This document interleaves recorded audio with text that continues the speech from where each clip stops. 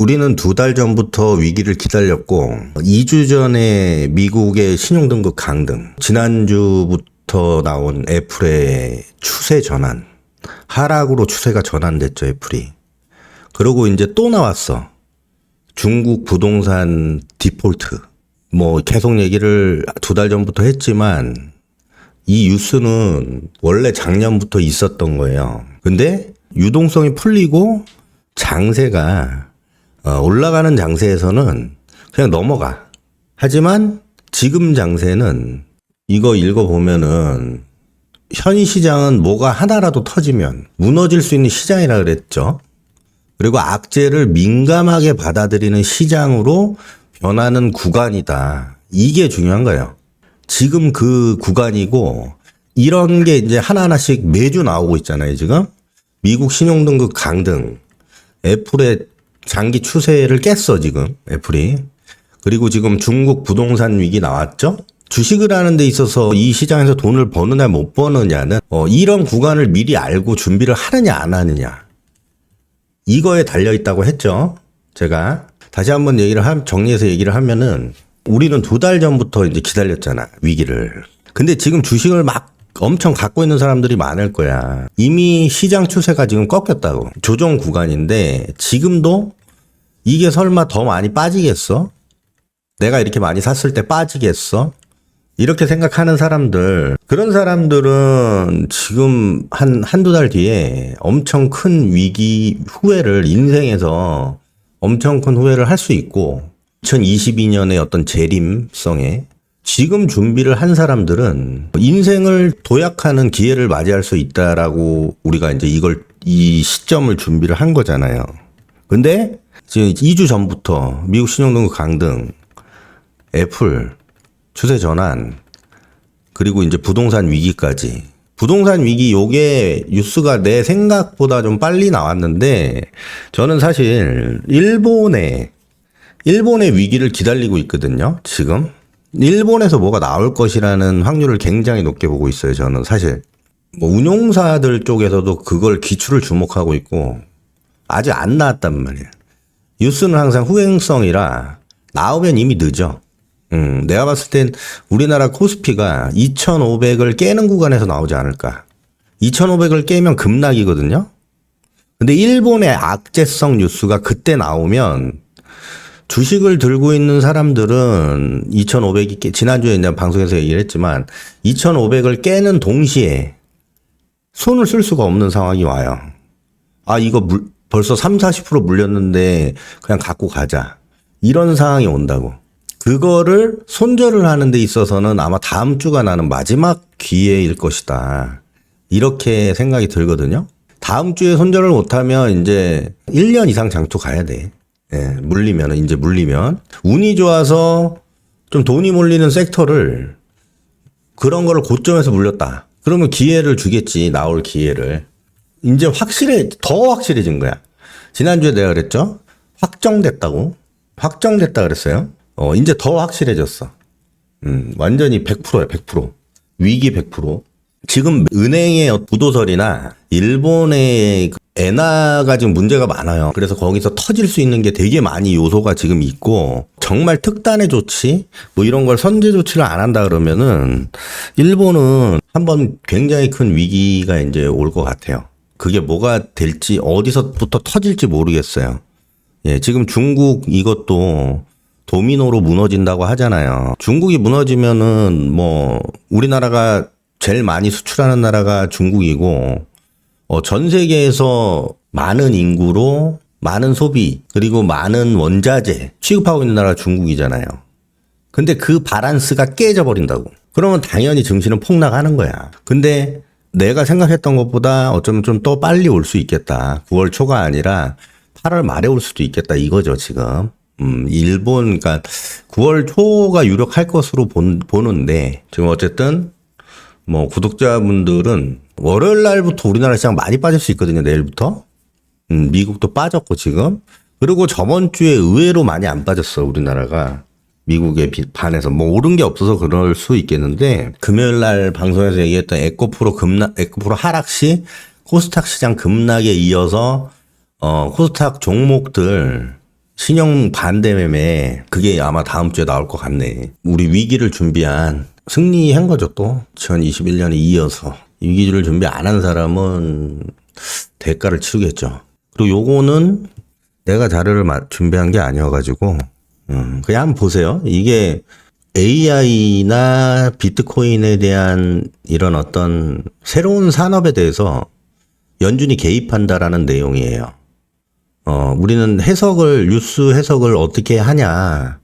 이게 이제 시장을 보는 관점에서 좀 중요한 거잖아요. 두 가지 뭐 장점이 있고 단점이 있는 건데 어떤 산업이 발전을 하기 위해서는 규제가 필요해요. 발전을 하기 위해서는 규제가 필요하고 또 한 가지는 지원이나 정책이 필요한데 그게 동시에 들어가줘야 양보다는 질적인 성장을 하거든요. 모든 산업의 근원, 경제학적으로 봤을 때 그게 가장 질적 성장의 기본 토대란 말이죠. 블록체인은 지금 그걸 갖추고 있다라는 그런 내용으로 해석하면 될 것 같아. 블록체인 시장에 산업에 있어가지고 각종 규제나 정부 정책 이런 게 계속 나오고 있잖아요, 지금. 근데 이 뉴스도 그거에 한 발짝 또 다가서는 미국이 움직여야 세계의 기준이 서니까 미국에서 움직여야 그렇게 해석하면 될 것 같고 다음으로 이제 넘어가면 이거 여의도에서 이거 난리도 아니더라고 지금 3프로TV 우회 상장. 여러분들이 3프로TV 많이 보실 거 아니에요. 예. 코로나 때 들어오셨고 막 그러면은 그 김동완 저한테는 이제 선배님이라고 해야 될까? 그분이 이걸 만든 거 아닙니까 지금? 그냥 지나다가는 본 것 같은데 어쨌든 여기에 대해서는 제가 뭐 비하하고 뭐 이런 게 아니라 투자를 하고 있는 우리의 입장에서 이걸 어떤 관점으로 봐야 되냐 이거예요. 근데 제가 봤을 때는 지금 오늘 중요한 건 이게 사실 중요한 게 아니라 이게 중요한 게 아니에요. 이거를 왜 내가 이제 얘기를 하냐 하면 지금 IPO 기준이 바뀌었어요. IPO 기준 바뀐 거 알아요? 왜 내가 지금 링크 넣어줬는데 링크가 왜 안 되지?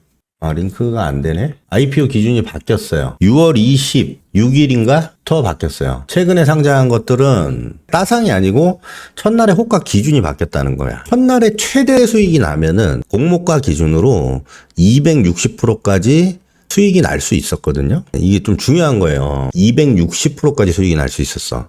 최대로 많이 나면. 근데 이걸 400%로 지금 올렸어. 400%로 올렸어. 차라리 내가 봤을 때 그럴 거면은 상한가를 없애는 게 낫지 않을까 이렇게 생각이 드는데 뭔 의미가 있나 싶어 이게. 어쨌든 한 달 전에 IPO 상장 기준이 바뀌어가지고 첫날의 호가 기준을 260%에서 400%로 바꿨어요. 돈이 몰리는 종목들은 충분히 더 시세를 내라는 그 IPO를 좀 지지하는 거래소 측에서 지지하고 거래소 쪽에서 수익을 낼라 그러면 IPO밖에 없기 때문에 IPO밖에 없는 건 아닌데 비중이 높지. 거래소의 비중이. 그래서 더 이제 높인 것 같아. 그리고 증권사들의 어떤 거래량도 생각을 해서 그렇게 한 것 같은데 그냥 이럴 거면 그냥 진짜 상한가를 없애는 게 맞지 않나 싶어요, 나는. 내가 막 그 정책 담당자라고 하면 우리가 지금 2달 동안 위기를 준비했고 앞으로 있을 위기에 있어서 우리는 이제 살궁리를 하고 있잖아요. 떨어지는 종목에 대해서 어디서 사냐, 언제 사냐, 어떤 섹터를 사냐, 이렇게 이제 우리가 고민을 하고 있는데 우리가 이제 위기에서 수익을 내고 거기서 끝나는 게 아니잖아요. 근데 내가 봤을 때 올해 최대의 이슈는 위기가 끝나고 하반기에 좀 이렇게 장이 돌아설 때 그 타이밍에 IPO 시장이 코로나 때처럼 뜨거워질 것이다라는 저는 이제 통찰을 하고 있고 거기에 있어서 IPO는 이제 좀 뭐 약간은 다 다른 기준사마다 다르겠지만은 보통 한 달 반 전에 이제 청약을 하잖아요. 그렇게 됐을 때 지금 IPO 일정을 보면 IPO 일정은요, 네이버에서 IPO라고만 쳐도 나와요. 내가 이렇게 보여줄게요. IPO 그 일정이란 말이죠. 네이버 검색으로 해서 IPO 일정을 치면 나오거든요. 요거 있다라는 것만 내가 이제 보여주고, 보면은 종목이 있고 투자 정보가 있잖아요. 그러면 투자 정보, 이 PDF 파일로 자료가 있는 것들이 있어. 요런 것들은 IPO를 거치는 거고, 지금 스펙이라고 대신 밸런스, 한국, 유안타, 뭐, 대신이냐? 대신, 하나, 상상인도 이제 이거 있어? 아, 별의별 게 다 나온다. 여기 신한, 뭐 이렇게 있잖아요. 증권사 이름이 앞에 들어가면은 그거는 우회 상장이에요, 다. 증권사 이름이 뭐 대신 한국 유안타 이렇게 들어가잖아. 그러면은 그거는 우회 상장이라고. 스펙. 그러니까 왜 스펙을 하는지 요걸 내가 설명하려고 그래. 3%가 스펙 하잖아요, 지금. 왜 직상장을 안 하고 스펙을 하는지. 그게 이제 우리나라 시장만의 어떤 좀 굉장히 별로인 좀 이류 시장의 대표적인 어떤 그런 방식인데, 장이 꺾이면은 IPO도 재미없어요. 근데 장이 돌아서잖아요. 그러면 우리가 이제 코로나 때를 겪었잖아요. 코로나 이후에 장이 상승을 하면서 IPO주들이 대박이 많이 나왔지. 따상이란 말도 그때 많이 나왔고. 근데 그게 지금 260%에서 400%까지 올라갔잖아요. 그러면 복리로 따지면은 따상을 먹으면은 600 몇십 프로일 거야, 아마. 공모가 기준에. IPO라는 거는 청약이라는 건 여러분이 사고 싶다고 다 살 수 있는 게 아니죠. 네, 그건 아시죠? 청약률이 있어요. 청약률. 지금 아까 내가 보여준 거 있죠. 청약률 높은 거는 1000%가 넘어요. 1000%가 넘는 건 1000만 원 넘으면 만 원이야. 1000만 원이면. 기관들이 몇백억씩 때리기 때문에 공모를 참여를 하기 때문에 개인이 불리해요. 철저히. 이 수량을 교부 받는 데 있어서. 근데 성장성이 있으면 무조건 거의 1000%가 이상 넘어가니까 못해도 500% 가거든요. 거기에 있어가지고 주식시장에서 우리가 이제 폭락이 왔을 때 수익을 내고 그 돈으로 추가적으로 우리가 이제 큰 기회가 이제 지나가고 이 IPO 시장에서 먹을거리 요런 거를 찾아볼 필요는 있어요. 근데 되게 큰 돈은 안 돼요. IPO라는 게. 그건 아셔야 돼. 내가 투자한 자금 대비해서 수익률로 따졌을 때 그게 700%가 올라가더라도 상장을 해서 내가 1억을 넣었어. 100만 원 교부 받았네? 그럼 1% 받은 거잖아. 그러면 700%잘 되면 700% 나는 거야. 이제 잘 되면. 그러면 600만 원 버는 거야. 6% 버는 거야. 1억으로. 2달, 3달 만에. 근데 떨어지면 어떡해. 뭐 100만 원이지만 물론. 예. 그럼 뭐 기회비용 다 날린 거지 뭐. 만약에 위기에서 돈을 여러분이 많이 벌잖아요. 그러면 그거 가지고 여러 군데 청약률이 낮은 것 중에도 IPO 시장이 좋으면 시가총액 작은 것들 있잖아. 청약률 낮은 거 막 뭐 100% 정도? 10대 1 요렇게 되는 거. 그런 것들에서 대박도 많이 나오니까 그냥 굴뚝주 같은 거 소프트웨어나 성장성 큰 거 말고 아마 리튬 관련된 회사들이 지금 아까 바이오 회사는 우리나라 항상 많고 바이오 회사가 그리고 리튬 관련된 회사들 있잖아. 그런 것들도 몇 개 보이던데 그런 것들은 이제 보통 청약률이 막 1000대 1 막 이래요. 그런 건 하지 마세요. 될 수 있으면. 그래서 이제 그 얘기를 한 거는 3프로TV 이 우회 상장 때문에 이제 내가 한 건데 3프로TV가 스펙으로 상장하는 이유는 뭐 한 가지밖에 없죠. 거래소에서 벤치 먹을 것 같으니까 우회 상장하는 거야. 딱히 기업 공개를 하면서 이 상장을 하는 건 돈을 챙기기 위해서거든요. 이 상장이란 IPO란 말이 내가 내 회사를 공개를 할게. 여기다 공개를 할 테니 그 조건에 투자를 해줘. 나는 그걸 주식으로 줄게. 이거예요, IPO가. 한국어로 이제 해석을 하면 내가 기업을 공개를 하고 나한테 돈을 주면 내가 주식을 줄게. 이거란 말이야. IPO란 말이. 근데 3프로TV가 이거 뭐 디스하려는 게 아니고, 보통 그냥 상식적으로 지금 우리나라에서 유튜브 채널이 미국은 있어요. 미국은 유튜브 채널이 우리나라 비교도 안 된 그 구독자가 뭐 몇 천만 명, 막 이런 단위로 있기 때문에 매출이 많이 나온다고. 천억대가 나오고 막 이러니까. 예. 근데, 삼프로 TV는 매출이 그 정도가 안 되죠. 200억 뭐 이러잖아. 2, 300억 정도라고. 지금. 그래서, 그러니까 MCN으로 칠게요.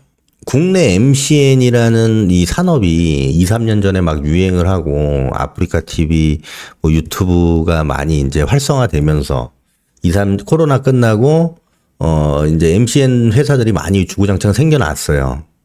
그러면서 트레저 헌터라는 회사가 매출이 100억을 최초로 100억인가를 넘었어. 우리나라에서. 트레저 헌터. 이 회사가 샌드박스라고 있는데 거기는 이제 대기업에서 운영하는 거니까 이 기준에 이제 좀 다르죠, 이거랑은. 이미 상장이 돼 있잖아. 그러니까 그 기업이 샌드박스의 최대 지주가 이미 주식시장에 상장이 돼 있다고. 그렇기 때문에 그건 빼고 트레저 헌터라는 회사가 재작년에 매출 기준으로 100억이 넘어서 상장 가능성을 이제 점쳐 봤던 거죠. 그래서 거래소에 예비 심사 신청을 넣었어요. 근데 이 자진철회에서 자진철회 2달 만에 이게 뭐 명함 내밀기가 좀 그랬나 봐. 네, 아직 우리나라에서는 성장성은 뭐 좀 있다고 치면 성장성이 있다고 쳐요. 근데 이게 한순간에 날아갈 수 있는 게 이 유튜브라는 거거든요. 한순간에 날아갈 수 있는 게 리스크 요인이 굉장히 많다고. 기업이라는 인식이 없어, 아직. 3%가 다른 회사들이랑 다른 거는 왜 상장을 지금 이제 하고 다른 회사랑은 다른 거는 우리나라, 그러니까, 정부 은행이죠. 산업은행. 100억 원을 최초로 투자를 유치를 했단 말이야. 작년에. 그러니까 일반 은행이 아니고 산업은행으로부터 유치를 하는 거지. 100억 원을. 지금 보시는 이 내용은 삼성증권에서 레포트로 작성한 걸 저희 제자가 이제 그걸 뽑은 건데 이게 이제 뭐 뉴스로도 좀 최근에 많이 나오는 것 같아. 이건 삼성증권 자료예요. 지난주에 내가 이걸 얘기를 해주려고 그랬는데 시간이 없어가지고 얘기를 못 했거든요. 이거 관련해서도 막 미팅도 하고 그랬는데 나도. 어쨌든 산업은행으로부터 100억 원의 투자 유치를 받아서 그때 산업은행이 기업 가치를 책정을 해서 이제 투자를 할 거 아니에요. 그래서 지분을 이제 샀단 말이야. 그때 책정한 가치가 2,500억이에요. 2,500억이라는 거는 당연히 매출액과 영업이익, 성장성을 반영해서 앞으로 5년 내에 어느 정도 성장할 것인가 그거를 따져가지고 이제 가치를 매기잖아, 보통. 그래서 그때 기업 가치가 이제 2,500억이고 스펙 상장 신청할 때는 근거가 있어야 되거든요. 기업 가치에 대한 근거가 있어야 돼. 그럼 산업은행으로부터 100억을 받을 때 기업 기업 가치에 대해서 책정을 받았잖아. 2,500억이라고. 그걸 낸 거야. 그 스펙 상장 신청할 때. 그러니까 산업은행이니까 당연히 오케이 하겠지. 스펙을 받는 입장에서도. 내가 봤을 때는 그 김동완 대표가 일부러 산업은행에다가 이제 유치를 해가지고 상장 계산을 하고 산업은행, 그러니까 일반 은행이 아닌 산업은행으로부터 유치를 받은 건 공신력 때문에 그렇다고 통찰해 볼 수가 있는 거지. 공신력이 있어야 된다. 상장하려면 우리나라의 어떤 보수적인 이 제도권 안에서 이 유튜브라는 그 채널이 국내 최초로 상장을 하려면 어떤 공신력 있는 데서 투자를 받아야겠다. 이런 생각을 한 것 같고 거기서 100억을 유치를 받아서 기업 가치를 책정을 받고 스펙 상장을 원스톱으로 하기 위해서 산업은행으로부터 받았다. 이렇게 통찰해 볼 수 있는 거지. 그 당시에 이제 한 주당 가격이 34,623원. 그걸로 따졌을 때 이제 2,500억이라는 시총이 나오는 거고 현재 밸류 기준으로 43배 정도 돼요. 시가총액 2,500억이잖아. 영업이익이 76억. 지난해 매출액이 282억이고 그리고 여기 안 나온 게 있는데 구독자, 조회수 평균 연으로 따진 게 있어요. 다 하락세야. 근데 지금 거기 3% 쪽에서 얘기를 하는 거는 지금 가독이다. 외국으로 지금 진출을 하려고 하는데 시도를 계속 하고 있고 지금 진행 중이라 가독이라고 하는 거예요. 성장을 지금까지 엄청 빠르게 했어요. 3년 동안. 3%쯤이야. 그건 맞아. 저 코로나 이후로. 거의 1년에 뭐 10배, 20배씩 성장을 했으니까 빠른 건 맞지. 근데 그거는 유튜브가 다 그래. 더 성장세 빠른 유튜버도 있거든요. 이거보다. 유튜브란 게 원래 그러니까. 근데 분명히 침체기가 온다고 유튜브는. 그래서 일반 사업과 다른 거예요. 그러니까 성장성의 의문을 갖는 데 있어서 유튜브라는 그 사업에 있어서 제한적인 성장성을 갖고 있는 거는 확실한 거고, 이 3프로TV에서 매출의 구성 요소가 광고 매출은 그렇게 많지 않아요. 다 주식 교육 매출이고, 그러니까 리딩은 아니고 이런 주식 교육 그런 매출이란 말이에요.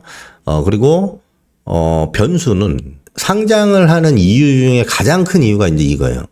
내년부터 북미, 중동, 유럽, 글로벌 진출을 한다는 거죠. 지금 준비 중이고. 해외 진출을 성공을 했을 때 얘기야, 이거는.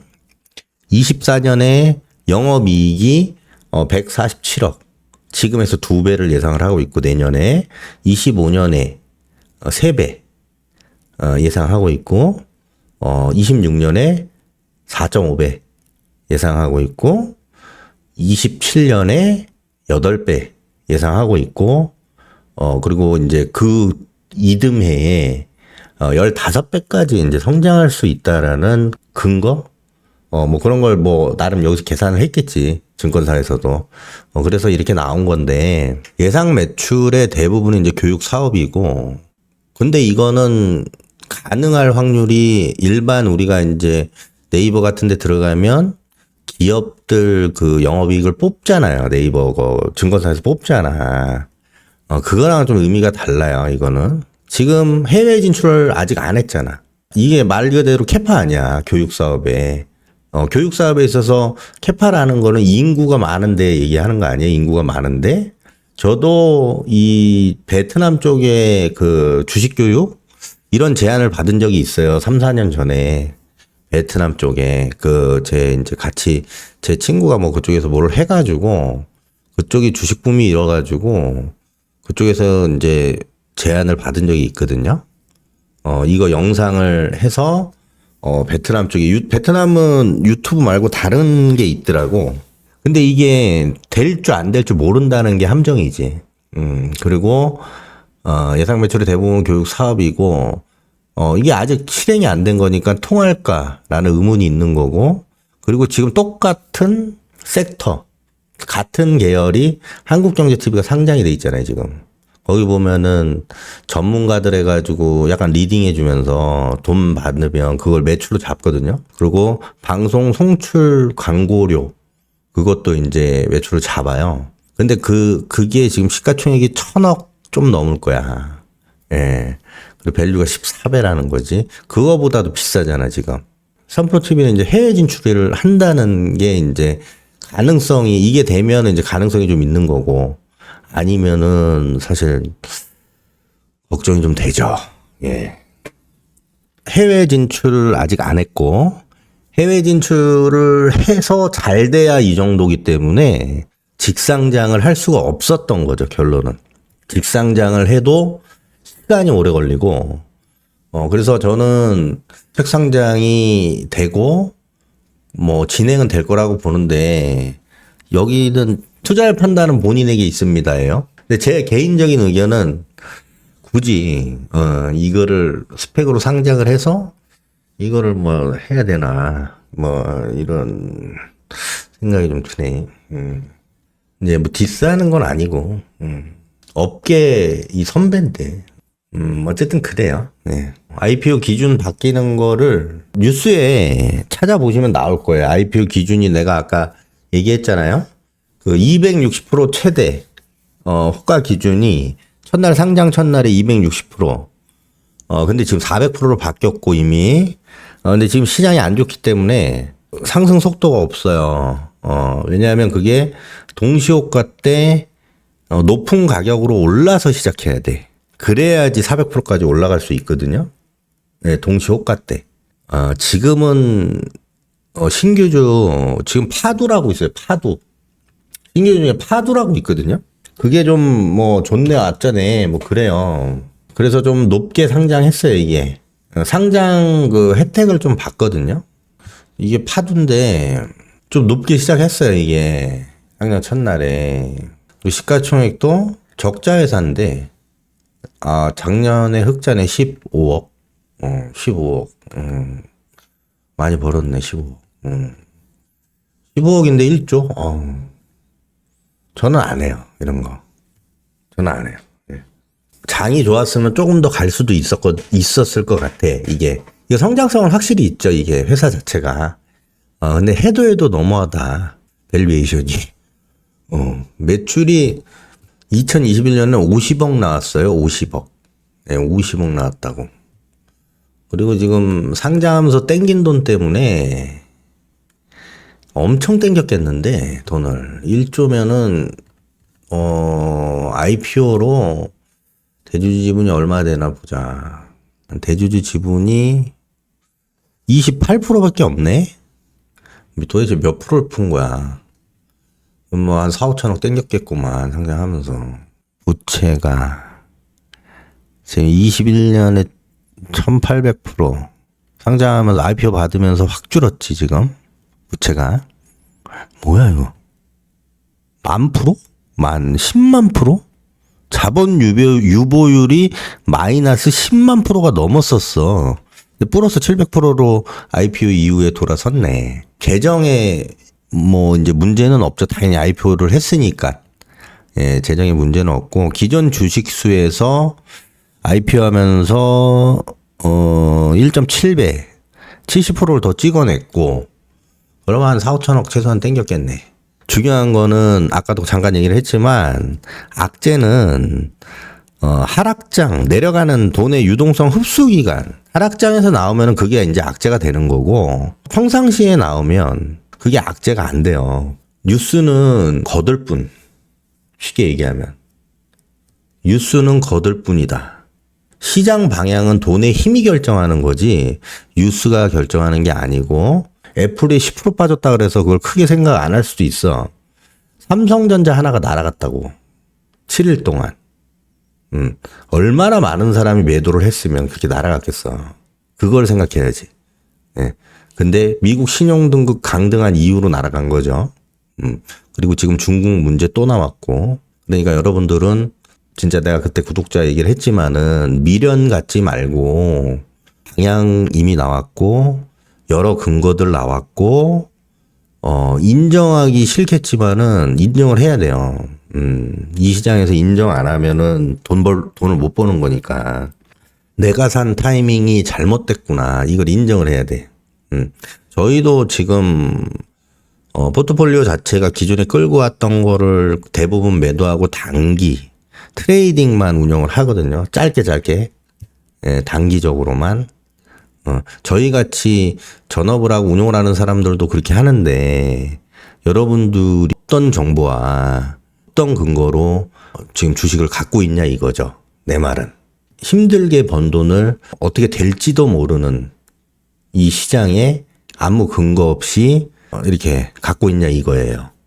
뭐 살 때는 마트 같은 데서 장 볼 때는 500원, 1000원이라도 싸게 살려고 하면서 주식은 500만 원, 몇백만 원, 1000만 원씩 훅훅 사냐고요, 그렇게. 너무 잘못된 거잖아요. 더군다나 지금 이렇게 악재가 많이 나오는 상황에서. 그러니까 손절 꼭 하세요. 네, 손절 꼭 하시고